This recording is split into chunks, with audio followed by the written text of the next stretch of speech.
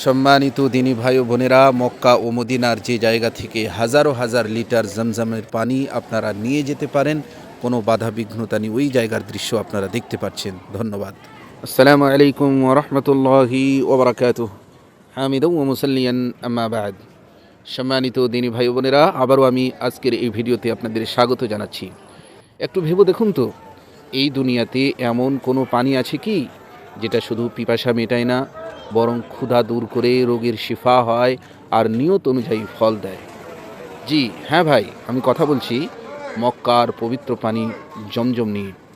অনেকেই আমাকে প্রশ্ন করে, ভাই জমজমের পানি কি শুধু ইতিহাসের কথা, নাকি সত্যি এর কোনো ফজিলত আছে?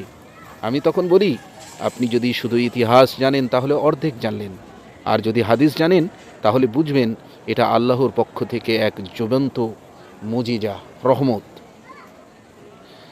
এই পানির শুরুটা কিন্তু কোনো পাহাড় থেকে না, কোনো ঝর্ণা থেকেও না। একজন মা হাজেরা আলাইহাসসালাম একজন শিশুকে কোলে নিয়ে শূন্য মরুভূমিতে দৌড়াচ্ছেন। সাফা থেকে মারওয়া, মারওয়া থেকে সাফা। পানি নেই, খাবার নেই, চারিদিকে শুধু নীরবতা। আর ঠিক তখনই আল্লাহ জিবরাইল আলাইহিসসালামকে পাঠালেন। তিনি পা দিয়ে আঘাত করলেন, আর সেই জায়গা থেকেই ফুটে উঠল জমজম, জমজমের পানি। নবী সাল্লাল্লাহু আলাইহি ওয়াসাল্লাম কি বলেছেন জানেন? জমজমের পানি ওই উদ্দেশ্যের জন্যই কাজ করে যে উদ্দেশ্যে তা পান করা হয়। আপনি যদি শিফার নিয়তে পান করেন শিফা, রিজিকের নিয়তে পান করেন রিজিক, ইলমের নিয়তে পান করেন ইলম। ভাই, এটা আমি বলছি না, এটা হাদিসে বলা আছে। সাহাবায়ে কেরামরা, সাহাবায়ে ইজামগণ অনেক সময় শুধু জমজম পানি পান করেই দিন কাটিয়েছেন, খাবার ছাড়াই, তবু দুর্বল হননি।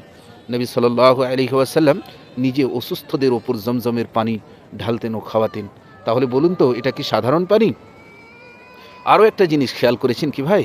আজকের দিনে পৃথিবীর আর কোনো জায়গায় এমন উদাহরণ আপনি পাবেন না। দিন রাত হাজারো হাজার লিটার জমজমের পানি একদম ফ্রিতে দেওয়া হয়। না কোনো দাম, না কোনো কার্ড, না কোনো সীমা। আপনি যত খুশি পান করুন, কেউ বলবে না এ ভাই বেশি হয়ে যাচ্ছে। বরং বলা হয় পান করুন, তৃপ্ত হয়ে পান করুন, সমস্যা নেই।